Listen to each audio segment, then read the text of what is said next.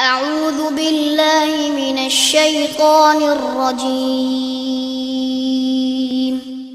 بسم الله الرحمن الرحيم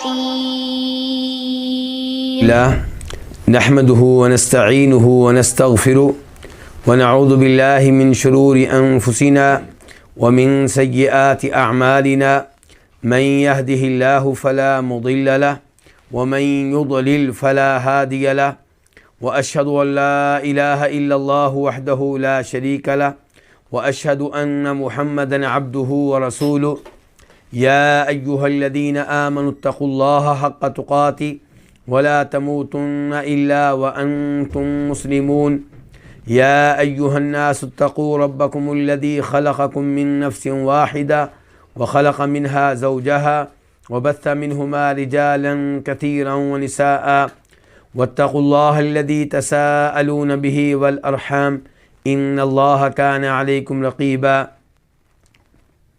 يا أيها الذين آمنوا اتقوا الله وقولوا قولا سديدا يصلح لكم أعمالكم ويغفر لكم ذنوبكم ومن يطع الله ورسوله فقد فاز فوزا عظيما أما بعد فإن خير الحديث كتاب الله وخير الهدي هدي محمد صلى الله عليه وسلم وشر الأمور محدثاتها وكل محدثة بدعة وكل بدعة ضلالة وكل ضلالة في النار. قال تعالى ولا تنكحوا المشركات حتى يؤمن ولأمة مؤمنة خير من مشركة ولو أعجبتكم ولا تنكحوا المشركين حتى يؤمنوا ولعبد مؤمن خير من مشرك ولو أعجبكم أولئك يدعون إلى النار والله يدعو إلى الجنة والمغفرة بإذنه ويبين آياته للناس لعلهم يتذكرون. سورہ بقرہ آیت نمبر 221. اللہ رب العزت اس میں ارشاد فرما رہے ہیں اور تم مشرک عورتوں سے نکاح نہ کرو یہاں تک کہ وہ ایمان لے آئیں، اور یقیناً مومن لونڈی مشرک عورت سے بہتر ہے، ولو اعجبتکم اگرچہ وہ تمہیں اچھی لگے، اور تم مشرک مردوں کے نکاح میں اپنی عورتیں نہ دو حتیٰ یؤمنو یہاں تک کہ وہ ایمان لے آئیں، اور یقیناً مومن غلام مشرک سے بہتر ہے خواہ وہ تمہیں اچھا لگے۔ یہ لوگ آگ کی طرف بلا رہے ہیں اور اللہ تعالیٰ جنت کی طرف بلاتا ہے اور مغفرت کی طرف بلاتا ہے بِإِذْنِهِ اپنے اذن سے، اپنے حکم سے۔ وَيُبَيِّنُ آيَاتِهِ لِلنَّاسِ اور اللہ تعالیٰ اپنی آیتیں لوگوں کے لیے کھول کھول کر بیان کرتا ہے لعلہم یتذکرون تاکہ وہ نصیحت حاصل کریں۔ اب ہم آتے ہیں اس آیت کے مختلف جملوں کی طرف، الفاظ کی طرف اور مفردات کی طرف۔ اس آیت کا پہلا جملہ ہے وَلَا تَنْكِحُوا الْمُشْرِكَاتِ حَتَّى يُؤْمِنْ۔ وَلَا تَنْكِحُوا لا نہیں کے لیے ہے، تنکحوا اصل میں تھا تنکحونا، اور یہ فعل مضارع ہے، جمع کے لیے ہے، اس کا واحد ہے تنکحو، تو نکاح کرتا ہے، تنکحونا تم نکاح کرتے ہو، لیکن اس سے پہلے کیا آ گیا لا، اب معنی کیا ہو گیا تم نکاح نہ کرو۔ المشرکات یہ جمع ہے اور اس کا واحد کیا ہوگا المشرکہ، المشرکہ شرک کرنے والی، المشرکات شرک کرنے والیاں، تو المشرکات سے مراد شرک کرنے والی عورتیں ہیں۔ حتیٰ یہاں تک کہ یؤمننا وہ ایمان لے آئیں، یؤمننا فعل مضارع ہے، جمع کے لیے ہے لیکن جمع مذکر نہیں بلکہ جمع مؤنث،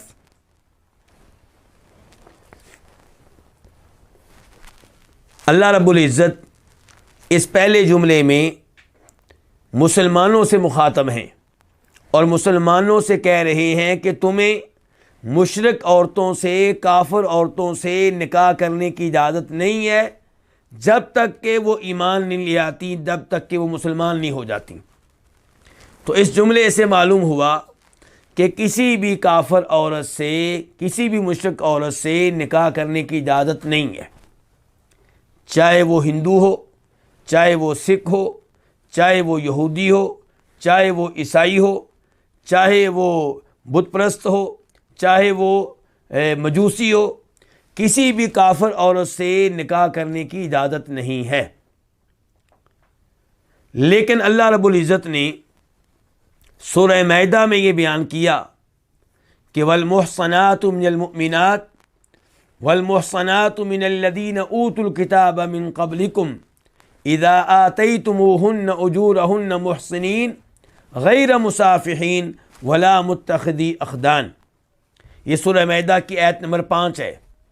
وہاں پہ اللہ رب العزت یہودی اور عیسائی لڑکیوں سے نکاح کرنے کی اجازت دے رہے ہیں۔ اس آیت کا معنی اور مفہوم یہ ہے کہ مومن پاک دامن عورتوں سے نکاح کرنا تمہارے لیے حلال ہے، اور ان عورتوں سے نکاح کرنا حلال ہے جو اہل کتاب میں سے ہوں، یہودی اور عیسائی ہوں۔ لیکن اللہ نے وہاں پہ خبردار کیا ہے کہ ہر یہودی لڑکی سے نکاح کرنے کی اجازت نہیں ہے، ہر عیسائی لڑکی سے نکاح کرنے کی اجازت نہیں ہے، بلکہ اسی یہودی اور عیسائی لڑکی سے نکاح کرنے کی اجازت ہے جو پاک دامن ہو، زنا سے دور رہنے والی ہو، بدکار نہ ہو۔ اور اللہ نے یہ بھی خبردار کیا ہے کہ یہودی عیسائی پاک دامن لڑکی سے نکاح کی ہم اجازت دے رہے ہیں، اس سے دوستی لگانے کی اجازت نہیں دے رہے، زنا کرنے کی اجازت نہیں دے رہے۔ تو اس لیے مسلمانوں کو چاہیے کہ سورہ مائدہ میں اللہ نے یہودی اور عیسائی لڑکیوں سے نکاح کرنے کی، شادی کرنے کی جو اجازت دی ہے، اس آیت پہ غور و فکر کریں، اس اجازت نامے پہ غور و فکر کریں۔ وہ اجازت نامہ عام نہیں ہے، بلکہ اللہ تعالیٰ کہہ رہے ہیں کہ اگر وہ لڑکی پاک دامن ہو اور پاک دامن ہونے کے بعد آپ کا ارادہ اس سے نکاح کرنے کا ہو، شادی کا ہو، زنا کا، بدکاری کا ارادہ نہ ہو۔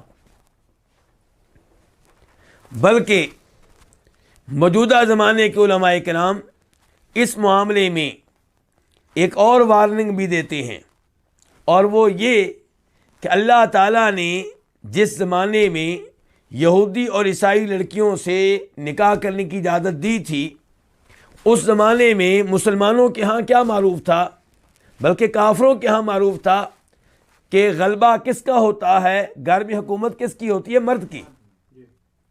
اس لیے مسلمان مرد گھر میں غالب رہے گا، اولاد پہ کنٹرول مسلمان مرد کا ہوگا، اور اولاد کیا بنے گی، مسلمان بنے گی۔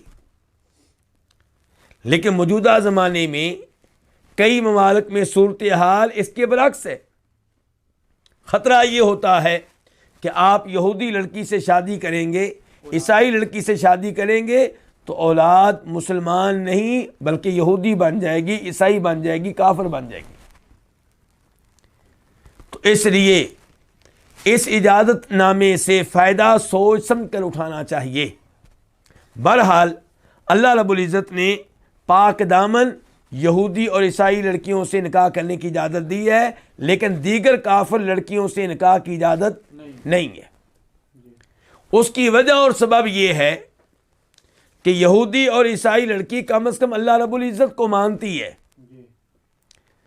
کم از کم اس کا اللہ کے بہت سے نبیوں پہ ایمان ہے، چاہے وہ ہمارے نبی کو نہیں مانتی، لیکن اللہ رب العزت کے بہت سے انبیاء پہ وہ ایمان رکھتی ہے۔ تو اس بنیاد پہ اس سے بات چیت کی جا سکتی ہے، اسے قائل کیا جا سکتا ہے، اسے اسلام قبول کرنے کی طرف لایا جا سکتا ہے۔ ہمارے پاس ایک مشترکہ پلیٹ فارم ہے۔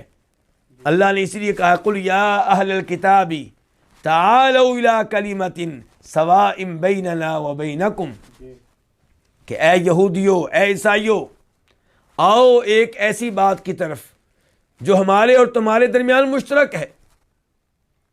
اللہ نعبد الا اللہ ولا نشرک بہ شیئا، کہ ہم صرف اللہ کی عبادت کریں اور اللہ کے ساتھ کسی کو شریک نہ کریں. تو اس سے پتہ چلا کہ یہودی اور عیسائی لڑکی اگر آپ کی بیوی بنتی ہے تو کم از کم وہ رب پہ ایمان رکھتی ہے، انبیاء کرام علیہ الصلوۃ والسلام پہ ایمان رکھتی ہے، تو یہاں سے مزید اس کے ساتھ گفتگو چلائی جا سکتی ہے. لیکن جو ہندو لڑکی ہے، سکھ لڑکی ہے، بت پرست ہے، مجوسی ہے، اس کے ساتھ بات چیت کرنے کے لیے آپ کے پاس کوئی مشترکہ پلیٹ فارم نہیں ہے، تو اس لیے ان سے نکاح کرنے کی اجازت نہیں ہے. اللہ رب العزت فرماتے ہیں دوسرے جملے میں وَلَأَمَةٌ مُؤْمِنَةٌ خَيْرٌ مِّن مُشْرِكَةٍ وَلَوْ أَعْجَبَتْكُمْ. واو کا معنی کیا ہے؟ اور. لام تاکید کے لیے ہے، البتہ، یقیناً، بے شک. اما اس کا معنی کیا ہوتا ہے؟ لونڈی. مؤمنہ مومن، مومن صفت ہے اما کی، یعنی کہ مومن لونڈی خیرن بہتر ہے، من مشرکہ کس سے؟ مشرک لڑکی سے. مومن لونڈی کسی قسم کی مشرک عورت سے بہتر ہے، چاہے وہ مشرک عورت آزاد ہو چاہے لونڈی ہو. مومن لونڈی، حالانکہ لونڈی جو ہے لوگوں کی نگاہ میں کوئی خاص مقام نہیں رکھتی. اس جملے کا مطلب یہ ہے کہ ادنا سے ادنا مومن لڑکی بہتر سے بہتر مشرک لڑکی سے افضل ہے. تو مشرکہ اس کا معنی کیا ہے؟ شرک کرنے والی. وَلَوْ أَعْجَبَتْكُمْ، لو کا معنی کیا ہے؟ اگرچہ. خواہ. آجبت وہ اچھی لگے، کون؟ کون سی لڑکی؟ مشرک. اگرچہ مشرک اور کافر لڑکی اچھی لگے کم تم کو، تو آجبت الگ لفظ ہے، کم الگ لفظ ہے. آجبت فعل ماضی ہے، مؤنث کے لیے ہے. تو اللہ رب العزت اس جملے میں واضح کر رہے ہیں کہ مومن لڑکی وہ آزاد ہو یا لونڈی ہو، مشرک لڑکی سے بہتر ہے. چاہے مشرک لڑکی آپ کو اچھی لگ رہی ہو، کس وجہ سے؟ خوبصورتی کی وجہ سے، مال کی وجہ سے، بول چال کی وجہ سے، اچھی لینگویج کی وجہ سے، اخلاق کی وجہ سے، ملازمت کی وجہ سے، جاب کی وجہ سے، تجارت کی وجہ سے. کئی ایسے امور ہو سکتے ہیں جن کی وجہ سے آپ کو کافر لڑکی اچھی لگ رہی ہوگی، لیکن اللہ تعالیٰ کہتے ہیں کہ نہیں، وہ تمہارے لیے اچھی نہیں ہے، وہ تمہارے لیے حلال نہیں ہے. تمہارے لیے اچھی کون ہے؟ مومن لڑکی، چاہے وہ ان پڑھ ہو، چاہے وہ ذات کے لحاظ سے، برادری کے لحاظ سے مسلمانوں کی کسی ایسی ذات برادری سے تعلق رکھتی ہو جس کا لوگوں کی نگاہوں میں کوئی مقام نہ ہو، چاہے وہ نوکرانی ہو، چاہے وہ لونڈی ہو، جیسی بھی ہے، چاہے بدصورت ہو، لیکن کافر عورت سے بہرحال وہ کیا ہے؟ بہتر ہے. اس کے بعد اللہ تعالیٰ فرماتے ہیں اس آیت کا تیسرا جملہ وَلَا تُنْكِحُ الْمُشْرِكِينَ حَتَّى يُؤْمِنُوا. واو کا معنی کیا؟ اور.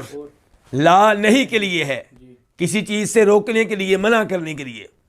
تُنْكِحُوا یہ اصل میں تھا تُنْكِحُونَ، تم نکاح کراتے ہو، تم شادی کراتے ہو. لیکن جب تنکحون سے پہلے لا آیا تو نون گر گیا، اور اب میں نے کیا؟ لا تنکحو، تم نکاح نہ کراؤ، تم شادی نہ کراؤ. المشرکین، المشرکین جمع ہے کس کی؟ المشرک کی، شرک کرنے والا. المشرکین شرک کرنے والے. تم نکاح نہ کراؤ کن سے؟ مشرکین سے. کن کا نکاح نہ کراؤ؟ اپنی لڑکیوں کا، اپنی بیٹی کا، اپنی بہن کا، اپنی بھتیجی کا، اپنی بھانجی کا. ان کا نکاح کسی مشرک مرد سے نہ کراؤ، یعنی کہ اپنی لڑکی ان کے نکاح میں نہ دو. حتیٰ یہاں تک کہ یؤمنو وہ ایمان لے آئیں. یؤمنو اصل میں کیا تھا؟ یؤمنون. یہ فعل مضارع ہے جمع کے لیے، اس کا واحد کیا ہوتا ہے؟ یؤمنو. وہ ایمان لاتا ہے. یؤمنون وہ ایمان لاتے ہیں. حتیٰ یؤمنو یہاں تک ایمان لے آئے، حتیٰ کی وجہ سے نون گر گیا. تو اللہ تعالیٰ یہاں پہ بیان کر رہے ہیں کہ آپ اپنی لڑکی کا، اپنی بہن کا، اپنی بھتیجی کا، اپنی بانجی کا نکاح کسی کافر سے نہیں کر سکتے. کب تک؟ جب تک کہ وہ کافر مسلمان نہ ہو جائے، جب تک کہ وہ کلمہ نہ پڑھ لے، جب تک کہ وہ توحید و رسالت اختیار نہ کر لے، تب تک آپ اس سے اپنی لڑکی کا نکاح نہیں کر سکتے. اور یہاں پہ آپ ذرا غور کریں، جب اللہ تعالیٰ نے مردوں کو کافر لڑکیوں سے نکاح کرنے سے روکا تو مخاطب کس کو کیا؟ مرد کو. کہا کہ آپ کافر لڑکی سے نکاح نہیں کر سکتے. اس سے پتہ چلا کہ مرد جو ہے وہ جب نکاح کرے گا اس کا کوئی ولی نہیں ہوگا، وہ اپنی مرضی سے نکاح کرے گا، اپنے والد سے اجازت لے گا، اپنے چچا سے اجازت لے گا، خاندان سے اجازت لے گا. تو یہ اخلاقی طور پہ ہے، یہ پیار و محبت کے ساتھ ہے، یہ ان کو عزت دینے کے لیے ہے. لیکن اگر وہ ان سے اجازت لیے بغیر کسی مسلمان لڑکی سے نکاح کرے تو کیا اس کا نکاح درست ہوگا؟ بالکل درست ہوگا. لیکن جب اللہ تعالیٰ نے یہ کہنا چاہا کہ مسلمان لڑکی کافر مرد سے نکاح نہیں کر سکتی تو وہاں پہ اللہ نے مخاطب مسلمان لڑکی کو نہیں کیا، بلکہ اس کے ولی کو کیا ہے، اس کے باپ کو کیا ہے، اس کے بھائی کو کیا ہے، اس کے چچا کو کیا ہے، اس کے دادا کو کیا ہے. اللہ نے کہا ہے کہ تم مشرک مردوں سے نکاح نہ کراؤ. کس کا؟ اپنی بیٹی کا، اپنی بانجی کا، اپنی بھتیجی کا، اپنی بہن کا. تو اس سے پتہ چلا کہ لڑکی اپنا نکاح خود نہیں کر سکتی. اور یہی کچھ ہمیں معلوم ہوتا ہے نبی علیہ الصلوۃ والسلام کی احادیث سے. آپ علیہ الصلوۃ والسلام کا فرمان ہے لا نکاح الا بولی، کہ ولی کے بغیر نکاح نہیں ہے. شرعی طور پہ ایسا نکاح قابل قبول نہیں ہے. اور دوسری حدیث میں آپ فرماتے ہیں کہ جو بھی عورت اپنے ولی کی اجازت کے بغیر نکاح کرے اس کا نکاح باطل ہے، باطل ہے، باطل ہے. 3 بار فرمایا. تو قرآن اور احادیث اس معاملے میں ایک ہی چیز بتا رہے ہیں. قرآن کی نصوص اور نبی علیہ السلام کی احادیث دونوں سے پتہ چل رہا ہے کہ لڑکی اپنے والد کی اجازت کے بغیر نکاح نہیں کر سکتی. والد نہیں ہے تو اپنے بڑے بھائی کی اجازت کے بغیر نکاح نہیں کر سکتی. اس کے بعد اللہ تعالیٰ فرماتے ہیں وَلَعَبْدٌ مُؤْمِنٌ خَيْرٌ مِّن مُشْرِكٍ وَلَوْ أَعْجَبَكُمْ. وَلَعَبْدٌ واو کا معنی کیا؟ اور. لام تاکید کے لیے ہے، معنی آپ کریں گے یقیناً یا بے شک یا بلا شبہ. عبدن کا معنی کیا؟ غلام. مومن مومن ایمان لانے والا، مومن صفت ہے عبدن کی. خیرن بہتر ہے. کس سے بہتر ہے؟ کسی بھی مشرک سے. ولو اعجبکم، لو کا معنی کیا؟ اگرچہ، خواہ، چاہے. آجبا وہ اچھا لگے. کون؟ وہ مشرک. آجبا فعل ماضی ہے واحد کے لیے. وہ اچھا لگے کم تمہیں. اللہ تعالیٰ اس جملے میں یہ وعدے کر رہے ہیں کہ مومن غلام، یعنی کہ ادنا سے ادنا مومن، نوکر قسم کا مومن، غلام قسم کا مومن، گھٹیا سے گھٹیا مومن، یہ اچھے بھلے مشرک سے بہتر ہے. یعنی کہ وہ مشرک، وہ کافر جو آپ کو بڑا پیارا لگ رہا ہے، آپ چاہتے ہیں میری بیٹی کا خاوند یہ بنے. پیارا کیوں لگ رہا ہے؟ خوبصورتی کی وجہ سے، مال کی وجہ سے، جائیداد کی وجہ سے، کوٹھی کی وجہ سے، اور اچھی گفتگو کرنے کی وجہ سے، تعلیم کی وجہ سے، دیگر کئی خوبیاں اس میں موجود ہوں گی. ہو سکتا ہے اس کے پاس بہت بڑا عہدہ ہو، کسی ملک کا وزیر اعظم ہو، کسی ملک کا بادشاہ ہو. لیکن اللہ تعالیٰ کہہ رہے ہیں کہ گٹیا سے گٹیا مومن، ادنا سے ادنا مومن مشرک سے بہتر ہے، چاہے مشرک میں کوئی بھی خوبی ہو، چاہے اس میں کوئی بھی مہارت ہو، چاہے اس میں جتنے بھی اچھے اوصاف ہوں۔ اور اس جملے میں تنبیہ ہے، وارننگ ہے ان لوگوں کے لیے جو کئی دفعہ کہہ دیتے ہیں کہ مسلمانوں سے تو سکھ اچھے ہیں، مسلمانوں سے ہندو اچھے ہیں، مسلمانوں سے انگریز اچھے ہیں، مسلمانوں سے یہودی اچھے ہیں، مسلمانوں سے عیسائی اچھے ہیں۔ ایسے لوگوں کو اللہ سے ڈرنا چاہیے۔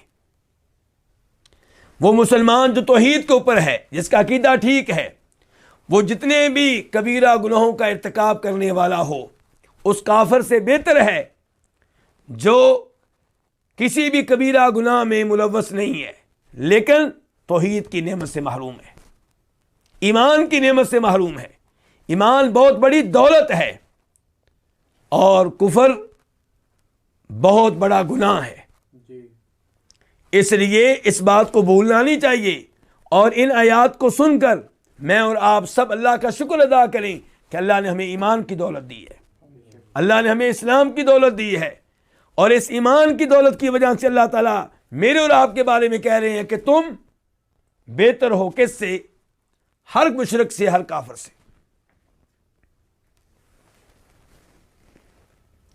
اور یہیں سے میں گزارش کرنا چاہوں گا ان لوگوں سے جو اپنی بیٹی کے لیے کوئی لڑکا تلاش کر رہے ہیں، اپنے بیٹے کے لیے کوئی لڑکی تلاش کر رہے ہیں، آپ اپنی بیٹی کے لیے وہ لڑکا تلاش کریں جس کے پاس ایمان ہو، توحید ہو، نماز پڑھنے والا ہو، فرائض و واجبات کا اہتمام کرنے والا ہو، کبیرہ گناہوں سے دور رہنے والا ہو، چاہے مالی لحاظ سے بہت پیچھے ہو، چاہے حسن و جمال کے لحاظ سے بہت پیچھے ہو۔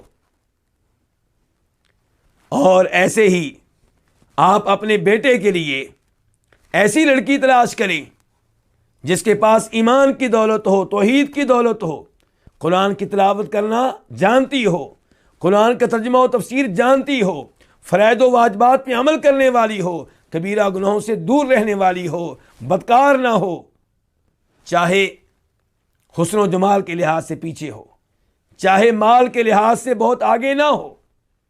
ان تمام امور کو نظر انداز کیا جا سکتا ہے، لیکن ایمان، توحید، نماز، ان معاملات کو نظر انداز نہیں کیا جا سکتا۔ اللہ تعالیٰ فرماتے ہیں اولئک یدعون الی النار، یہ لوگ دعوت دیتے ہیں، بلاتے ہیں کس کی طرف؟ آگ کی طرف۔ یہ اللہ کی طرف سے ایک اور وارننگ ہے۔ اپنی بیٹی کا نکاح کسی یہودی سے کرنے والے، کسی عیسائی سے کرنے والے، کسی ہندو سے کرنے والے، کسی سکھ سے کرنے والے، دھیان سے، وہ تیری بیٹی کو جہنم میں لے کر جائے گا۔ اولئک یدعون الی النار، اللہ تعالیٰ فرماتے ہیں کہ یہ لوگ دعوت دیتے ہیں، بلاتے ہیں کس کی طرف؟ جہنم کی طرف۔ تو کیا کبھی آپ نے سنا ہے کسی کافر سے کہ وہ جہنم کی طرف بلا رہا ہو؟ اس سے مراد یہ ہے کہ جن اعمال کی وہ دعوت دیتے ہیں وہ اعمال جہنم میں لے جانے والے ہیں۔ جب وہ دعوت دیں گے بت پرستی کی، جب وہ دعوت دیں گے نبی علیہ الصلوۃ والسلام کی توہین کی، جب وہ دعوت دیں گے کفر و شرک کی، تو یہ چیزیں انسان کو کہاں لے کر جاتی ہیں؟ جہنم میں لے کر جاتی ہیں۔ اولئک اس میں اشارہ ہے، یدعون فعل مضارع ہے جمع کے لیے، وہ بلاتے ہیں، وہ دعوت دیتے ہیں۔ اس کا واحد ہوتا ہے یدعو، اس کی جمع یدعونا، وہ بلاتے ہیں، دعوت دیتے ہیں، الی النار، آگ کی طرف، یعنی کہ جہنم کی طرف۔ تو اس سے پتہ چلا کہ ایسے لوگوں سے نکاح کرنا درست نہیں ہے۔ اور یہاں پہ ایک اور چیز واضح کر دوں کہ اللہ رب العزت نے کافر عورتوں سے، مشرک عورتوں سے نکاح کرنے سے روکا، لیکن سورہ مائدہ میں یہودی اور عیسائی لڑکیوں سے نکاح کرنے کی اجازت دی اگر وہ پاک دامن ہو۔ پھر اللہ تعالیٰ نے اس بات سے منع کیا کہ ہم اپنی بیٹی، اپنی لڑکی کافر کے نکاح میں دیں، لیکن اللہ رب العزت نے کسی جگہ یہ نہیں کہا کہ تم اپنی لڑکی کسی عیسائی مرد کو دے سکتے ہو، اپنی لڑکی کسی یہودی مرد کو دے سکتے ہو۔ تو مسلمان لڑکی اس کا نکاح کسی بھی کافر سے نہیں ہو سکتا، نہ یہودی سے نہ عیسائی سے۔ البتہ مسلمان لڑکے کا نکاح اس یہودی لڑکی سے ہو سکتا ہے جو پاک دامن ہو، اس عیسائی لڑکی سے ہو سکتا ہے جو پاک دامن ہو۔ اب یہاں پہ عقل پرست اعتراض کریں گے، لبرل اعتراض کریں گے، تو میرے بھائیوں اسلام دین حق ہے، ہمیں شرمانے کی کوئی ضرورت نہیں ہے، معاملہ بالکل واضح ہے۔ جب مسلمان لڑکا عیسائی لڑکی سے نکاح کرے گا تو غلبہ کس کا ہوگا؟ لڑکے کا۔ لیکن جب مسلمان لڑکی یہودی کے نکاح میں دی جائے گی، عیسائی کے نکاح میں دی جائے گی، غلبہ کس کا ہوگا؟ اس کا ہوگا۔ تو وہ مسلمان لڑکی کو جنت میں لے کر نہیں جائے گا، کہاں لے کر جائے گا؟ جہنم میں لے کر جائے گا۔ جبکہ مسلمان لڑکا اگر یہودی لڑکی سے شادی کرے گا تو اس میں یہودی لڑکی کا فائدہ ہے کہ مسلمان اس کو تبلیغ کرے گا، اس کو توحید پہ لے کر آئے گا، اسلام پہ لے کر آئے گا اور جنت میں لے جانے کا سبب بن جائے گا۔ اللہ تعالیٰ فرماتے ہیں کہ واللہ یدعو الی الجنۃ والمغفرۃ بإذنہ، کہ یہ لوگ تو بلا رہے ہیں جہنم کی طرف اور اللہ دعوت دے رہا ہے کس کی طرف؟ جنت کی طرف، والمغفرۃ اور مغفرت کی طرف، بخشش کی طرف، بإذنہ اپنے حکم سے۔ یعنی کہ اللہ تعالیٰ جو احکام ذکر کرتا ہے، جن چیزوں کا آرڈر دیتا ہے، ان چیزوں پہ عمل کیا جائے تو آپ کہاں جائیں گے؟ جنت میں جائیں گے۔ ان کو آپ اختیار کریں گے تو آپ کے گناہ معاف ہوں گے۔ واللہ یدعو، یدعو فعل مضارع ہے واحد کے لیے، وہ بلاتا ہے، دعوت دیتا ہے، کون؟ اللہ تعالیٰ، الی الجنت، جنت کی طرف، والمغفرہ، مغفرت کا معنی کیا ہوتا ہے؟ بخشش، بإذنہ اپنے حکم سے، اپنے اذن سے۔ اس کی ایک مثال آپ کے سامنے رکھنا چاہوں گا، سورہ آل عمران آیت نمبر 133 سے لے کر 136 تک کا مطالعہ کر لیں۔ اللہ تعالیٰ فرماتے ہیں وَسَارِعُوا إِلَى مَغْفِرَةٍ مِّن رَبِّكُمْ وَجَنَّةٍ عَرْضُهَا السَّمَاوَاتُ وَالْأَرْضُ أُعِدَّتْ لِلْمُتَّقِينَ، کہ لوگو بھاگو کس کی طرف؟ جنت کی طرف اور بخشش کی طرف۔ جنت کون سی؟ فرمایا وہ جنت جس کی چوڑائی آسمان و زمین کے برابر ہے، تیار کی گئی ہے کن کے لیے؟ متقی بندوں کے لیے، تقوی اختیار کرنے والوں کے لیے۔ یا اللہ متقی کون ہیں؟ فرمایا الذین ينفقون فی السراء والضراء، جو خوشحالی میں، تنگ حالی میں اللہ کی راہ میں مال خرچ کرتے ہیں، والکاظمین الغیظ، غصہ پی جانے والے، والعافین عن الناس، لوگوں کو معاف کر دینے والے، واللہ یحب المحسنین، اور اللہ تعالیٰ محبت کرتا ہے ان سے جو لوگوں سے نیکی کریں۔ والذین اذا فعلوا فاحشۃ، جنت میں جانے والے متقین ان کے اوصاف کیا ہیں؟ مزید فرمایا ان سے برائی ہو جائے یا اپنے اوپر ظلم کر بیٹھیں، ذکر اللہ، اور اللہ کو یاد کریں تو اپنے گناہوں کی معافی مانگتے ہیں۔ ومن یغفر الذنوب الا اللہ، اللہ کے علاوہ گناہ معاف کرنے والا کوئی نہیں ہے۔ ولم یصروا علی ما فعلوا، گناہ ہو جائیں تو اصرار نہیں کرتے، جلدی سے توبہ کرتے ہیں، معافی مانگتے ہیں۔ اولئک جزاؤہم مغفرہ، یہ وہ لوگ ہیں جن کے لیے جزا کیا ہے؟ مغفرت۔ اولئک جزاؤہم مغفرۃ من ربہم وجنات، اور ان کے لیے جنت ہے۔ تو یہ اللہ دعوت دے رہا ہے جنت کی اور مغفرت کی۔ اللہ تعالیٰ کہتا ہے گناہ ہو جائے جلدی سے توبہ کر لیں۔ اللہ تعالیٰ کہتے ہیں بے حیائی کا ارتکاب کر بیٹھیں جلدی سے معافی مانگ لیں۔ اللہ تعالیٰ کہتے ہیں غصہ پی جائیں، لوگوں کو معاف کر دیا کریں تاکہ آپ جنت میں جانے والے بن جائیں۔ تو یہ اللہ دعوت دے رہا ہے جنت کی طرف اور مغفرت کی طرف۔ اور یہاں پہ بھی اللہ نے دعوت دی ہے جنت کی۔ کیسے؟ جب اللہ نے کہا کہ آپ شادی کریں کس سے؟ مومن لڑکی سے، تو یہ حکم دے کر اللہ نے آپ کو جنت میں جانے کی دعوت دی ہے۔ اللہ نے کہا اپنی بیٹی کا نکاح کریں کس سے؟ مسلمان مرد سے۔ یہ پیغام دے کر، یہ آرڈر دے کر اللہ نے آپ کو جنت میں جانے کی دعوت دی ہے، اور اللہ نے آپ کو جہنم سے بچانا چاہا ہے۔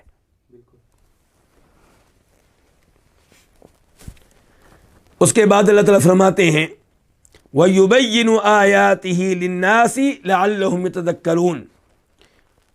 وَيُبَيِّنُ، یبین واضح طور پہ بیان کرتا ہے، کھول کھول کر بیان کرتا ہے، فعل مضارع ہے واحد کے لیے۔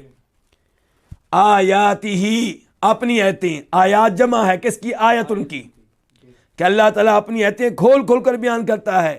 للناس کن کے لیے؟ للناس دو لفظ ہیں اصل میں، لام اور الناس، لوگوں کے لیے.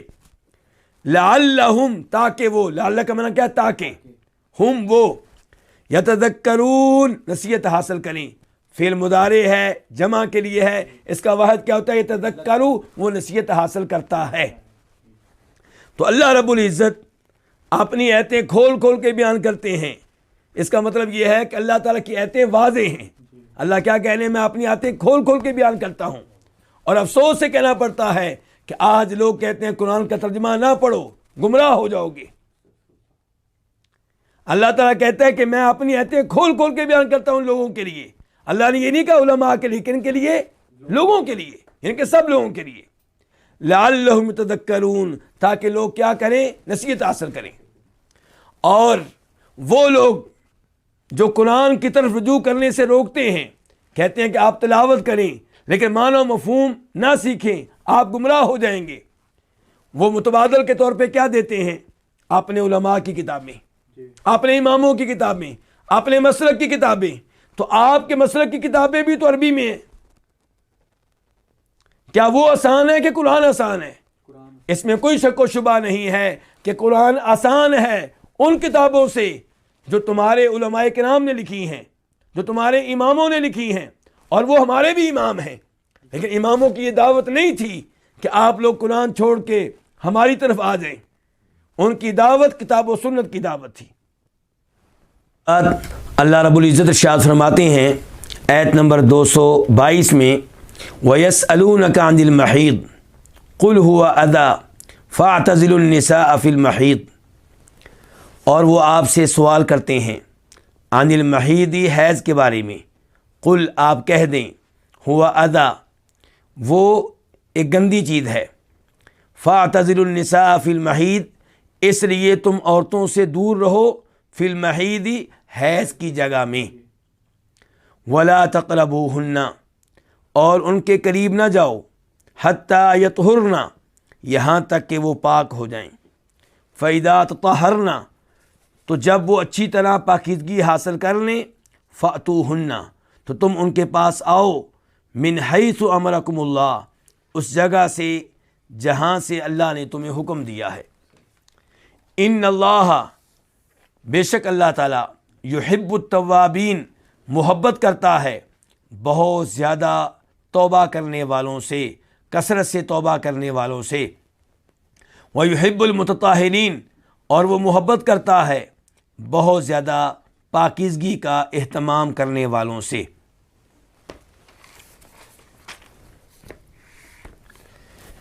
یہ تھا اس آیت کا آسان ترجمہ. اب ہم آتے ہیں اس آیت کے الفاظ، مفردات اور تفسیر کی طرف.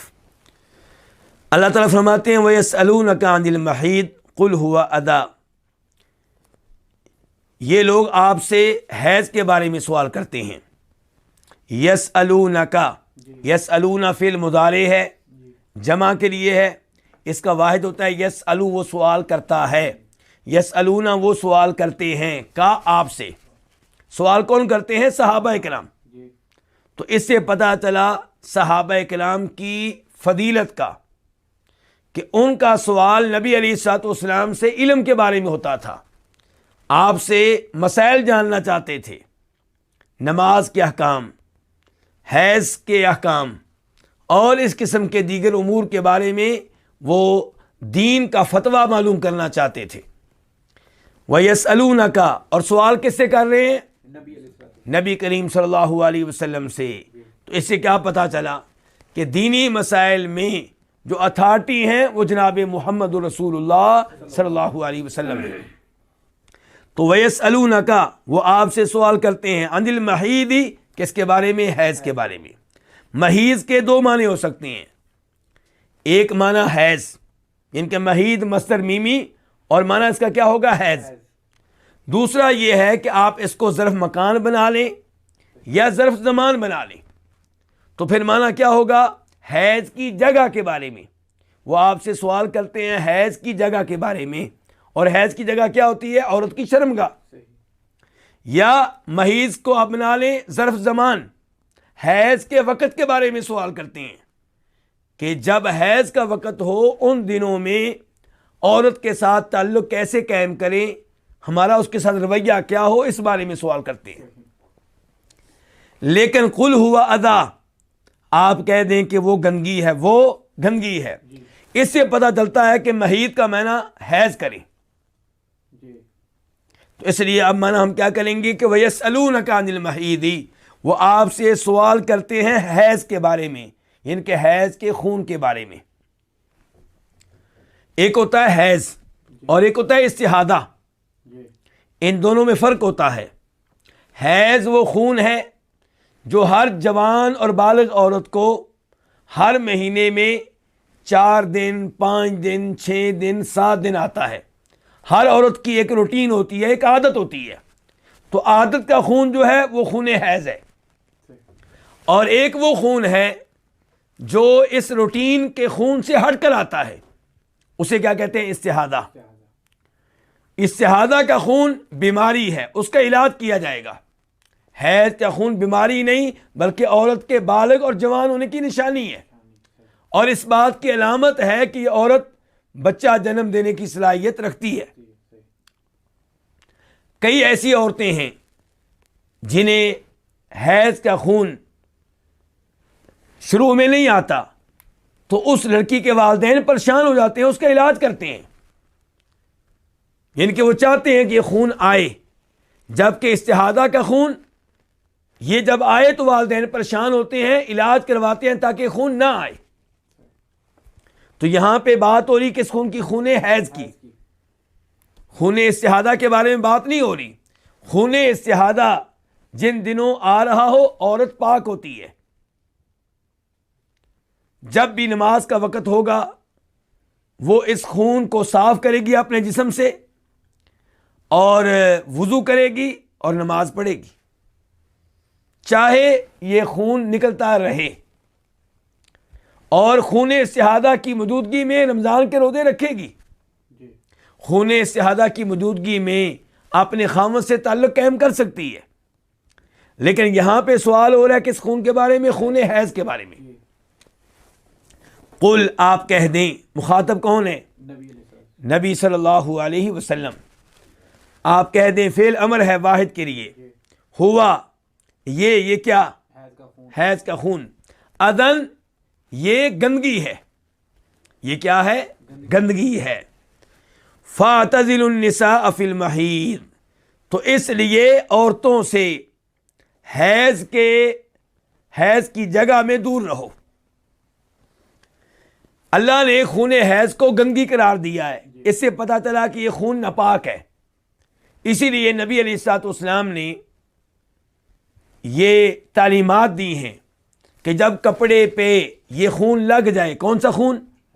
خون حیض، تو اس خون کو کھرچا جائے، اسے صاف کیا جائے، اسے دھویا جائے۔ قل ہوا اذا، تو آپ کہہ دیں یہ گندگی ہے۔ فاعتزلوا النساء، فا جو ہے اس کو آپ سببیہ کی بات کہہ سکتے ہیں، تو معنی کیا ہوگا؟ تو اس لیے، اس وجہ سے، چونکہ وہ گندگی ہے اس وجہ سے اعتزلوا، تم الگ رہو۔ اعتزلوا فعل امر ہے، جمع کے لیے ہے، واحد کیا ہوگا؟ اعتزل، تو الگ ہو جا۔ اعتزلوا، تم الگ ہو جاؤ، الگ رہو، کن سے؟ النساء، عورتوں سے، فی المحیض، حیض کی جگہ میں۔ فی المحیض ظرف مکان، یہ ہم نے ترجمہ کیوں کیا ہے کہ حیض کی جگہ میں الگ رہو؟ یہاں پہ میں آپ کے سامنے ایک حدیث رکھنا چاہوں گا جس کا تعلق ہے اس آیت سے۔ جناب انس ابن مالک کہتے ہیں، اور اس حدیث کو امام مسلم نے اپنی صحیح میں، امام ابو داؤد نے اپنی سنن میں روایت کیا ہے۔ جناب انس ابن مالک کہتے ہیں کہ یہودی حیض کی حالت میں اپنی عورتوں سے الگ ہو جایا کرتے تھے، انہیں گھر سے نکال دیا کرتے تھے، گھر میں ان کے ساتھ مل جل کر نہیں رہتے تھے، ان کے ساتھ کھانا نہیں کھاتے تھے۔ تو نبی علیہ الصلوۃ والسلام سے صحابہ کرام نے سوال کیا کہ ہم کیا کریں، جن دنوں ہماری عورتیں حیض کی حالت میں ہم کیا کریں؟ تو اللہ رب العزت نے یہ آیت نازل فرمائی وَيَسْأَلُونَكَ عَنِ الْمَحِيضِ قُلْ هُوَ أَذًى، یہ پوری آیت۔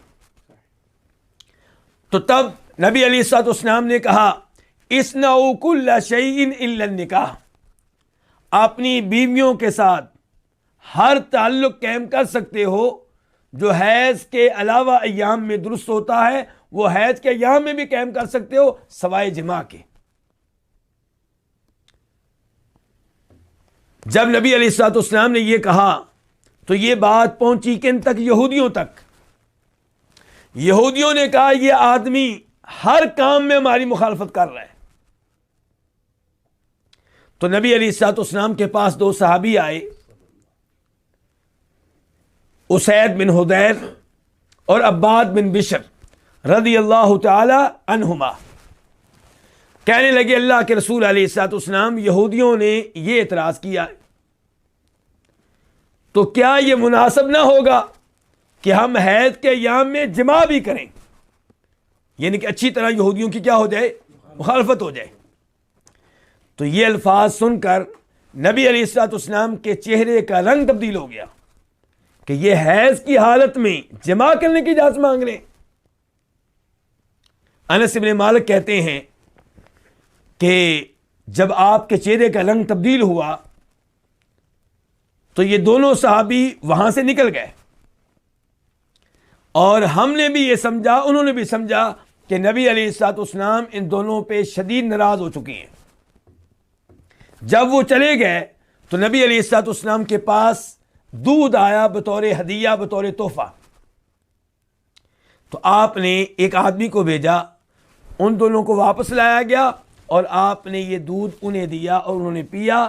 تو پھر ہم سب جان گئے کہ آپ ان پہ ناراض نہیں ہیں۔ اب یہ حدیث آپ کے سامنے ہے۔ اس حدیث میں اللہ کے رسول کیا فرما رہے ہیں کہ حیض کی حالت میں بیوی کے ساتھ ہر تعلق قائم کر سکتے ہو سوائے جماع کے۔ تو اس لیے ہم یہاں پہ کیا کہہ رہے ہیں؟ فَاعْتَزِلُوا النِّسَاءَ فِي الْمَحِيضِ، عورتوں سے الگ رہو حیض کی جگہ میں، یعنی کہ خاوند حیض کی حالت میں اپنی بیوی کے ساتھ لیٹ سکتا ہے، ایک چادر میں، ایک کمبل میں، ایک بستر میں، اور اسے گلے لگا سکتا ہے، بوسہ لے سکتا ہے، اس کے سارے جسم سے فائدہ اٹھا سکتا ہے سوائے شرمگاہ کے۔ جہاں تک تعلق ہے عورت کی پچھلی شرمگاہ کا، وہ حیض سے پہلے بھی حرام ہے، حیض کے دوران بھی حرام ہے، اور حیض کے بعد بھی حرام ہے۔ تو اللہ تعالیٰ فرماتے ہیں فَاعْتَزِلُوا النِّسَاءَ، اس لیے تم عورتوں سے الگ رہو، فی المحیض، کس جگہ میں الگ رہو؟ حیض کی جگہ، یعنی کہ شرمگاہ۔ وَلَا تَقْرَبُوهُنَّ حَتَّى يَطْهُرْنَ، واو کا معنی کیا؟ اور، لا نہیں کے لیے ہے، نہیں، تقربوہن، ان کے قریب نہ جاؤ۔ تقربو اصل میں کیا تھا؟ تقربون، فعل مضارع جمع کے لیے، اس کا واحد کیا ہے؟ تقرب، تقربو، تو قریب جاتا ہے، تقربون تم قریب جاتے ہو۔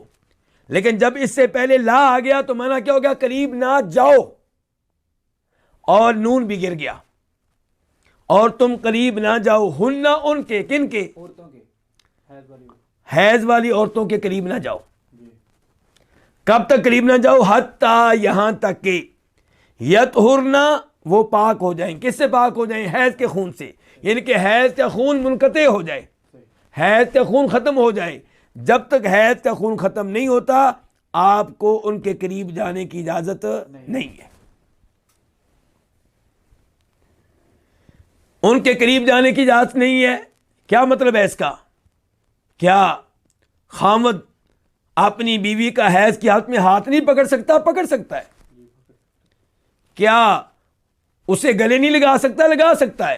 کیا اس کے ساتھ لیٹ نہیں سکتا؟ لیٹ سکتا ہے۔ مراد یہ ہے کہ ان کے قریب نہ جاؤ جماع کرنے کے لیے، یعنی کہ جماع کرنے کی اجازت نہیں ہے۔ ورنہ احادیث سے صاف صاف معلوم ہوتا ہے کہ نبی علیہ الصلوۃ والسلام حیض کی حالت میں اپنی بیویوں کے ساتھ لیٹ جایا کرتے تھے۔ اور بوسہ وغیرہ لے لیا کرتے تھے، تو اس میں کوئی حرج نہیں ہے۔ اور یہاں پہ میں یہ مسئلہ بھی واضح کر دوں کہ دین کے مسائل میں کوئی شرم نہیں ہے، بلکہ علماء کرام نے اس آیت سے یہ مسئلہ اخذ کیا ہے کہ دین کا مسئلہ پوچھنے میں کوئی شرم نہیں ہے۔ اس لیے صحابہ کرام نے آپ سے پوچھا کہ حیض کی حالت میں بیویوں کے ساتھ تعلق کیسے قائم کریں، ہمارا رویہ کیا ہونا چاہیے؟ تو اللہ تعالیٰ فرماتے ہیں وَلَا تَقْرَبُوهُنَّ حَتَّى يَطْهُرْنَ، ان کے قریب نہ جاؤ یہاں تک کہ وہ پاک ہو جائیں، یعنی کہ حیض کا خون منقطع ہو جائے۔ فَإِذَا تَطَهَّرْنَ فَأْتُوهُنَّ مِنْ حَيْثُ أَمَرَكُمُ اللَّهُ، فَإِذَا، اذا کا معنی جب، تطہرنا فعل ماضی ہے، جمع کے لیے ہے، مؤنث کے لیے ہے، جب وہ طہارت کا اہتمام کر لیں، جب وہ اچھی طرح طہارت کر لیں، جب وہ غسل کر لیں۔ تطہرنا کا معنی کیا ہوگا؟ جب وہ غسل کر لیں۔ یہ بالکل ایسے ہی ہے جیسے اللہ نے سورہ مائدہ میں کہا ہے وَإِن كُنتُمْ جُنُبًا فَطَّهَّرُوا، کہ اگر تم جنابت کی حالت میں ہو تو غسل کرو۔ تو جیسے وہاں پہ ہے فَطَّهَّرُوا کا معنی تم غسل کرو، ایسے تطہرنا کا معنی ہے کہ جب وہ غسل کر لیں۔ تو جب وہ غسل کر لیں، جب وہ اچھی طرح طہارت حاصل کر لیں، فَأْتُوهُنَّ، تو تم ان کے پاس آؤ۔ فَأْتُوهُنَّ یہ 3 الفاظ ہیں۔ فا جو اذا کے جواب میں ہے، جس کا معنی ہوگا تو، اس کے بعد کیا ہے ائتو، یہ فعل امر ہے، جمع کے لیے ہے، اس کا واحد کیا ہوگا ائتی، تو آ، ائتو تم آؤ، ہننا ان کے پاس، کن کے پاس؟ وہی عورتیں جو پہلے حیض کی حالت میں تھیں، اب ان خون منقطع ہو چکا ہے، غسل کر لیا، اب تم ان کے پاس آؤ، من حیث امرکم اللہ، وہاں سے جہاں سے اللہ نے تم کو حکم دیا ہے۔ یہاں پہ ایک سوال پیدا ہوگا کہ اللہ آرڈر دے رہے ہیں کہ ان کے پاس آؤ، یعنی کہ ان سے جماع کرو، اور ہم نے کئی دفعہ کہا ہے کہ فعل امر جو ہوتا ہے وجوب کے لیے ہوتا ہے۔ تو اس سے یہ پتہ چلا کہ حیض کا خون منقطع ہونے کے بعد، غسل کر لینے کے بعد عورت سے جماع کرنا واجب ہے، اور یہ کئی علماء کرام کی رائے ہے، لیکن یہ رائے درست نہیں ہے، کیونکہ فعل امر ہر جگہ وجوب کے لیے نہیں ہوتا۔ اصل یہی ہے، ضابطہ یہی ہے، قاعدہ یہی ہے کہ امر وجوب کے لیے ہے۔ جہاں وجوب کے لیے نہیں ہوگا وہاں پہ کوئی قرینہ ہوگا، کوئی علامت ہوگی، کوئی دلیل ہوگی، کوئی نشانی ہوگی۔ تو یہاں پہ امر وجوب کے لیے نہیں ہے، کیا نشانی ہمارے پاس، کیا دلیل ہے؟ ایک اصول ہے کہ جب اللہ تعالیٰ کسی کام سے منع کریں اور اس کے بعد اس کام کی اجازت دیں فعل امر کے ساتھ، تو فعل امر وہاں پہ وجوب کے لیے نہیں ہوتا، اجازت کے لیے ہوتا ہے۔ اس کی ایک مثال لیں، اللہ تعالیٰ کہتے ہیں وَإِذَا حَلَلْتُمْ فَاصْطَادُوا، کہ جب آپ حالت احرام سے باہر نکل آئیں، حج عمرہ سے باہر نکل آئیں، اب آپ شکار کریں، تو کیا حج عمرے کے فوراً بعد شکار کرنا واجب ہے؟ نہیں، واجب نہیں ہے۔ مراد یہ ہے کہ پہلے ہم نے آپ کو منع کیا تھا، اب ہم اس کی اجازت دے رہے ہیں۔ تو یہاں پہ یہی صورتحال ہے، پہلے کہا تھا وَلَا تَقْرَبُوهُنَّ، ان کے قریب نہ جاؤ، اب خون منقطع ہو گیا، اب انہوں نے غسل کر لیا، اب اللہ تعالیٰ کہتے ہیں فَأْتُوهُنَّ، اب ان کے پاس آؤ، یعنی کہ ان سے جماع کر سکتے ہو۔ من حیث امرکم اللہ، اس جگہ سے جہاں سے اللہ نے تم کو حکم دیا ہے۔ امرا فعل ماضی ہے، واحد کے لیے حکم دیا، کم تمہیں، کس نے؟ اللہ نے۔ یہ بڑی اہم تنبیہ ہے اللہ رب العزت کی طرف سے کہ جماع آپ کیجئے، لیکن اسی جگہ سے جہاں سے اللہ نے حکم دیا ہے۔ اور وہ کون سی جگہ ہے؟ وہ شرمگاہ۔ کون سی شرمگاہ؟ جہاں سے بچہ پیدا ہوتا ہے، یعنی کہ پچھلی شرمگاہ، وہاں سے پچھلی شرمگاہ کو جماع کے لیے استعمال کرنا جائز نہیں ہے۔ ان اللہ یحب التوابین ویحب المتطہرین، کیونکہ بے شک، ان کا معنی کیا ہے؟ بے شک اللہ تعالیٰ یحب محبت کرتا ہے، فعل مضارع ہے واحد کے لیے، اللہ محبت کرتا ہے۔ توابین یہ جمع ہے کس کی؟ تواب کی۔ تواب مبالغے کا لفظ ہے، جو کثرت سے توبہ کرنے والا ہو، بار بار توبہ کرنے والا ہو۔ تو اللہ تعالیٰ محبت کرتا ہے بار بار توبہ کرنے والوں سے، کثرت کے ساتھ توبہ کرنے والوں سے۔ وَيُحِبُّ اور محبت کرتا ہے المتطہرین یہ جمع ہے کس کی؟ متطہر کی۔ متطہر یہ کیا ہے؟ اسم فاعل، کس سے؟ تطہرہ سے۔ تطہرہ متطہر جو پاکیزگی کا اہتمام کرنے والا ہو، جو طہارت حاصل کرنے والا ہو، جو پلید چیزوں سے دور رہنے والا ہو، جو پلید چیزوں سے اپنے آپ کو بچانے والا ہو۔ تو اللہ تعالیٰ یہاں پہ کہہ رہے ہیں کیونکہ بے شک اللہ تعالیٰ محبت کرتا ہے ان سے جو کثرت سے توبہ کرنے والے ہوں۔ توبہ کس چیز سے؟ گناہوں سے۔ اور محبت کرتا ہے ان سے جو طہارت کا بہت زیادہ اہتمام کرنے والے ہوں۔ تو یہاں پہ اللہ تعالیٰ یہ بتا رہے ہیں کہ حیض کا خون چونکہ پلید ہے، اس لیے حیض کے ایام میں وہ شرمگاہ جہاں سے حیض کا خون نکلتا ہے وہاں پہ تعلق قائم کرنا غلط ہے، اور اللہ ایسے لوگوں سے محبت نہیں کرتا۔ اللہ ان سے محبت کرتا ہے جو اللہ کی بات مانتے ہوئے اس جگہ سے بچے اس موقع پہ جب کہ وہاں سے یہ پلید خون نکل رہا ہے۔ تو اللہ تعالیٰ ان سے محبت کرتا ہے جو پلید چیزوں سے دور رہیں، حیض کے خون سے بھی اپنے جسم کو بچائیں، اور پیشاب کے قطروں سے بھی بچائیں، پخانے سے بھی بچائیں، جتنی بھی پلید چیزیں ہیں ان سے اپنے آپ کو بچانا چاہیے، اپنے لباس کو صاف رکھنا چاہیے، اپنے جسم کو صاف رکھنا چاہیے۔ تو اللہ تعالیٰ محبت کرتا ہے توبہ کرنے والوں سے بھی، اور توبہ کا تعلق کس سے ہے؟ باطنی طہارت سے۔ گناہ جو ہیں یہ بھی ایک پلید چیز ہے، جو توبہ کرتا ہے یعنی کہ گناہوں کی پلیدگی سے اپنے آپ کو بچاتا ہے، اور جو ظاہری پلید چیزوں سے اپنے آپ کو بچاتا ہے اللہ ان سے محبت کرتا ہے۔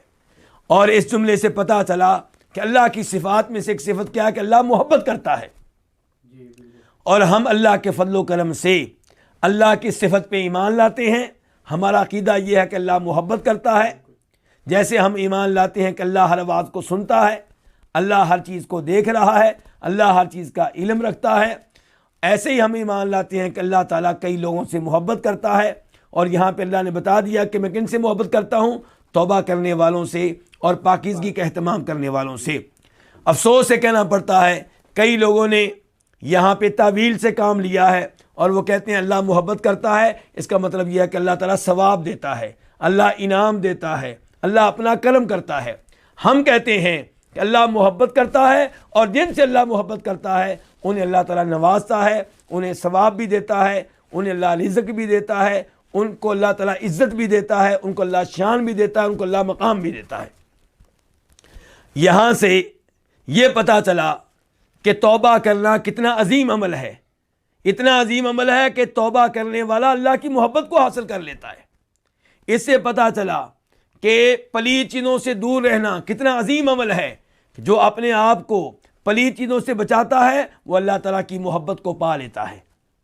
اور اس سے پتہ چلا کہ اللہ کی محبت پانے کے لیے بار بار توبہ کریں، اللہ کی محبت پانے کے لیے اپنے آپ کو پلید چیزوں سے بچا کر رکھیں، طہارت کا اہتمام کریں، پاکیزہ بن کر رہیں۔ اور اس سے پتہ چلا کہ ہمارا دین ہمیں طہارت کی تعلیم دیتا ہے، پلید چیزوں سے دور رہنے کی تعلیم دیتا ہے۔ اس سے پتہ چلا قرآن عظیم ہے، یہ دین عظیم ہے۔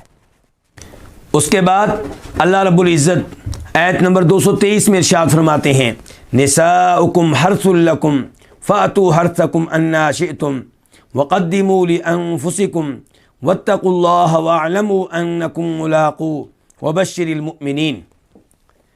نساؤکم حرث لکم، تمہاری عورتیں تمہارے لیے کھیتی ہیں، پس تم آؤ اپنی کھیتی میں جہاں سے تم چاہو اور اپنے لیے آگے بھیج لو، اور اللہ تعالیٰ سے ڈرتے رہو۔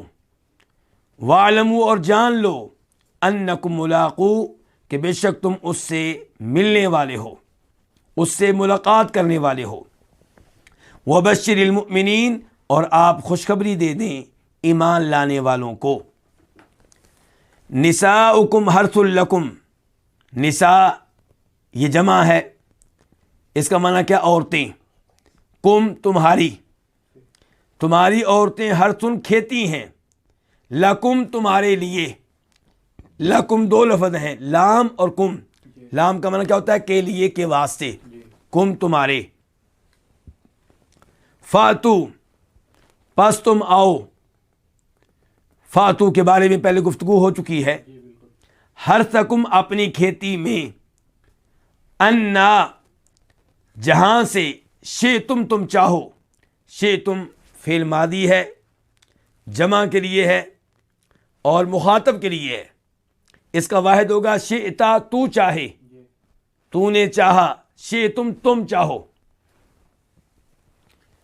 اللہ رب العزت یہاں پہ یہ بیان کر رہے ہیں کہ تمہاری بیویاں تمہارے لیے کھیتی ہیں۔ سب سے پہلے ان الفاظ کا شان نزول، سبب نزول، کس مناسبت سے اللہ رب العزت نے یہ آیت نازل فرمائی، اس بارے میں امام بخاری اور مسلم دونوں روایت کرتے ہیں جناب جابر رضی اللہ تعالیٰ عنہ سے۔ وہ کہتے ہیں کہ نبی صلی اللہ علیہ وسلم سے ذکر کیا گیا کہ یہودی یہ کہتے ہیں کہ اگر کوئی اپنی بیوی سے تعلق قائم کرے اسی شرمگاہ میں جس شرمگاہ سے بچہ پیدا ہوتا ہے، لیکن اس شرمگاہ میں تعلق قائم کرے، دخول کرے پچھلی جانب سے، تو بچہ پیدا ہوگا بہنگا۔ یہ عقیدہ کن کا تھا؟ یہودیوں کا۔ تو نبی علیہ الصلوۃ والسلام سے بات ذکر کی گئی تو اللہ رب العزت نے یہ آیت نازل فرمائی، نساؤکم حرث لکم، تمہاری بیویاں تمہاری کھیتی ہیں، اپنی کھیتی میں آؤ جہاں سے تم چاہو۔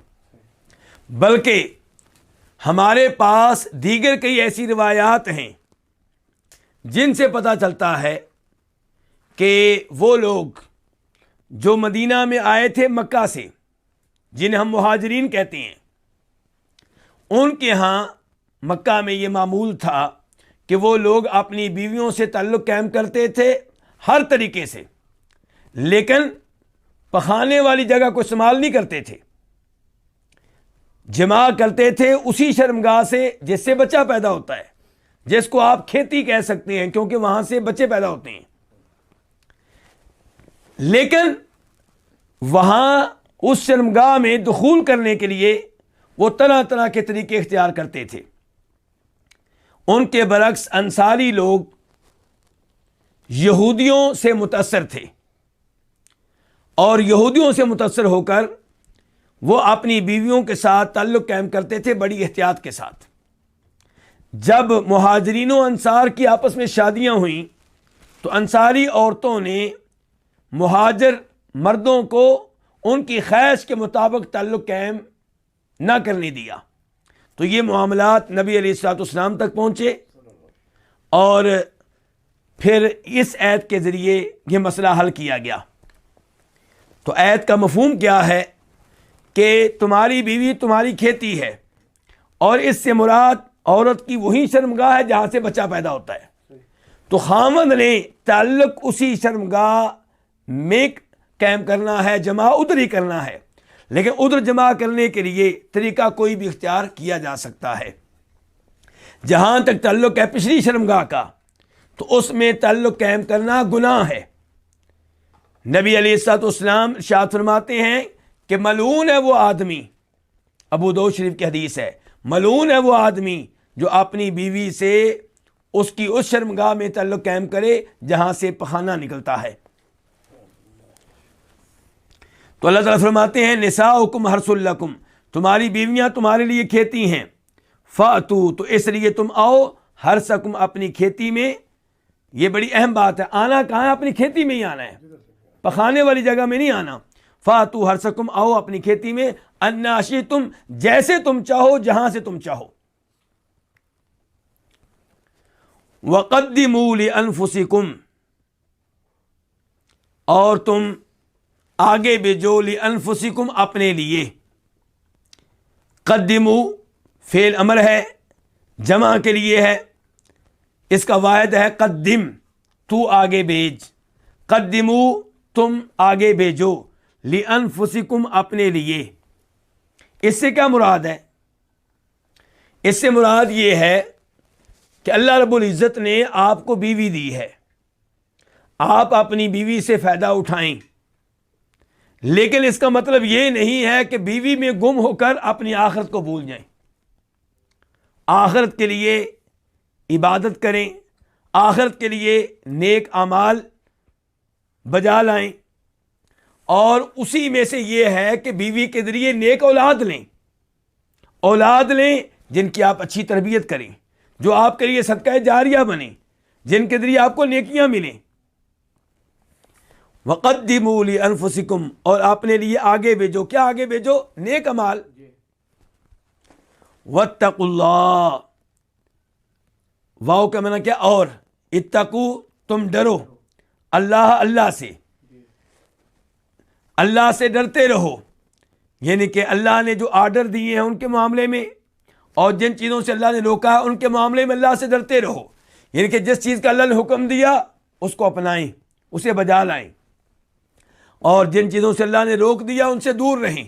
تو تقویٰ کیا ہے؟ جن چیزوں کا اللہ نے آرڈر دیا انہیں اپنانا، جن چیزوں سے اللہ نے منع کر دیا ان سے دور رہنا۔ تو واتقوا اللہ، اور اللہ سے ڈرتے رہو۔ اور یہاں پہ کیا مراد ہے؟ یہاں پہ یہ ہے کہ بیوی سے تعلق قائم کرتے ہوئے اللہ سے ڈرتے رہو، بیوی سے تعلق قائم کرتے ہوئے پچھلی شرمگاہ یعنی کہ پخانے والی جگہ استعمال کرنا تمہارے لیے حلال نہیں ہے، اس معاملے میں اللہ سے ڈرو۔ بیوی سے تعلق قائم کرتے ہوئے حیض کی حالت میں حیض والی جگہ میں تعلق قائم کرنا جائز نہیں ہے، اس معاملے میں اللہ سے ڈرو۔ وَاعْلَمُوا اور جان لو، واو کا معنی اور، اعلموا فعل امر ہے جمع کے لیے، تم جان لو، اس کا واحد ہوتا ہے اعلم، تو جان لے، انہ کا معنی بے شک، کم تم، اور تم جان لو کہ بے شک تم ملاقوہ اس سے ملاقات کرنے والے ہو، اس سے ملنے والے ہو، کس سے؟ اللہ رب العزت سے۔ ملاقوہ یہ اصل میں کیا تھا؟ ملاقون، نون گر گیا ہے اضافت کی وجہ سے، تو ملاقون تم ملاقات کرنے والے ہو، یعنی کہ جمع کا لفظ ہے، بتانا یہ چاہتا ہوں۔ تو اللہ سے ڈرتے رہو اور جان لو کہ بے شک تم اللہ تعالیٰ سے ملاقات کرنے والے ہو۔ یہ کیا ہے؟ وارننگ، تنبیہ، خبردار کیا گیا ہے کہ اللہ سے ڈرو، صحیح معنی میں ڈرو۔ تمہیں پتہ ہونا چاہیے کہ تم نے اللہ کے سامنے پیش ہونا ہے، اللہ کو حساب دینا ہے، اللہ کے سوالوں کے جواب دینے ہیں۔ اور یہاں سے یہ بھی پتہ چلا کہ انسان کے پاس معلومات ہونی چاہیے، کس کے بارے میں؟ اپنے خالق کے بارے میں، اللہ کے ناموں کے بارے میں، اللہ کی صفات کے بارے میں، اللہ کی ذات کے بارے میں معلومات ہونی چاہیے، اور یہ معلومات لینی چاہیے، اس علم میں دلچسپی ہونی چاہیے۔ اسی لیے اللہ تعالیٰ کہہ رہے ہیں وَاعْلَمُوا اور تم جان لو کہ انکم ملاقوہ کہ بے شک تم اللہ سے ملاقات کرنے والے ہو۔ تو یہاں سے کیا پتہ چلا؟ کہ اللہ سے ملاقات ہوگی۔ تو اس سے پتہ چلا اللہ کو روز قیامت دیکھنا ممکن ہے، اور یہ اعزاز کن کو ملے گا؟ مومنوں کو ملے گا، جنتیوں کو ملے گا۔ وجوہ یومئذ ناظرہ الی ربہا ناظرہ، اس دن کئی چہرے تر و تازہ ہوں گے، اپنے رب کو دیکھ رہے ہوں گے۔ یہ رؤیت کا مسئلہ، اللہ کو دیکھنے کا مسئلہ ہم نے کہاں سے نکالا؟ ملاقات سے۔ ملاقات کس کو کہتے ہیں؟ جب دو ایک دوسرے کے آمنے سامنے آئیں۔ اس لیے اس سے پتہ چلا کہ اللہ تعالیٰ کو دیکھا جا سکے گا، اور پھر اللہ کو دیکھنا ممکن ہے، یہ دیگر کئی احادیث سے اور کئی آیات سے ثابت ہے۔ اور یہاں سے یہ بھی پتہ چلا کہ مرنے کے بعد انسان کو اٹھایا جائے گا، اور اس پہ ایمان لانا ہوگا، کیونکہ یہ قرآن کا عقیدہ ہے۔ یہ عقیدہ غلط ہے کہ مر جائیں گے تو کہانی ختم ہو جائے گی، مر جائیں گے تو کون ہمیں اٹھا سکے گا۔ صحیح عقیدہ کیا ہے؟ کہ جان لو تم نے اللہ سے ملاقات کرنی ہے، اللہ کے سامنے پیش ہونا ہے۔ تو مراد یہ ہے کہ اللہ پھر تمہارے اعمال کے مطابق تم سے سلوک کرے گا۔ وَبَشِّرِ الْمُؤْمِنِينَ، بشر فعل امر ہے واحد کے لیے، خوشخبری دے دیں المؤمنین ایمان لانے والوں کو، جمع ہے کس کی؟ مومن کی۔ تو اللہ رب العزت نے پہلے وارننگ دی ہے، خبردار کیا ہے، تنبیہ دی ہے کہ تم نے میرے پاس حاضر ہونا ہے۔ پھر اللہ نے حوصلہ دیا ہے، تسلی دی ہے، کن کو؟ ایمان لانے والوں کو، کہ آپ خوشخبری دے دیں ایمان لانے والوں کو کس چیز کی؟ نجات کی۔ خوشخبری دے دیں کس چیز کی؟ جنت کی۔ خوشخبری دے دیں کس چیز کی؟ کامیابی کی۔ تو جو ایمان لائیں اور ایمان کے تقاضوں کو پورا کریں، ایمان کا تقاضا یہ ہے کہ رب کی بات مانیں، ایمان کا تقاضا یہ ہے کہ آخرت کی تیاری کریں۔ تو جو ایمان لاتا ہے اور ایمان کے تقاضوں پہ عمل کرتا ہے، اس کے لیے خوشخبری ہے، اسے کوئی غم نہیں ہوگا، اسے کوئی ڈر نہیں ہوگا۔ یہ دو آیتیں عورتوں کے مسائل سے تعلق رکھتی تھیں۔ تو یہاں پہ یہ بتا دوں کہ ابو داؤد شریف کی حدیث ہے، فرمایا نبی علیہ الصلوۃ والسلام نے کہ جو حیض کی حالت میں اپنی بیوی سے تعلق قائم کرے تو اس کا کفارہ یہ ہے کہ وہ 1 دینار یا آدھا دینار بطور صدقہ دے۔ اور 1 دینار کا وزن کتنا ہوتا ہے؟ 4.25 گرام سونا۔ 4.25 گرام سونا یا اس کا آدھا اللہ کی راہ میں دینا ہوگا۔ یہ کفارہ ہے اس شخص کے لیے جو حیض کی حالت میں اپنی بیوی سے تعلق قائم کرے۔ اللہ رب العزت سے دعا کرتے ہیں کہ اللہ رب العزت قرآن حکیم کے یہ مسائل غور و فکر کے ساتھ سیکھنے کی توفیق دے اور ان پہ عمل پیرا ہونے کی توفیق دے۔ یہاں پہ میں اپنی بہنوں سے اور اپنے بھائیوں سے گزارش کروں گا کہ ان آیات میں جو احکام آئے ہیں انہیں توجہ سے سیکھیں۔ یہ تینوں آیات بہت زیادہ اہمیت رکھتی تھیں اور تینوں میں ہی احکام ایسے بیان ہوئے ہیں جن کے بارے میں آگاہی ضروری ہے۔ اللہ رب العزت آگاہی لینے کی اور عمل پیرا ہونے کی توفیق بخشے۔ وآخر دعوانا ان الحمد للہ رب العالمین۔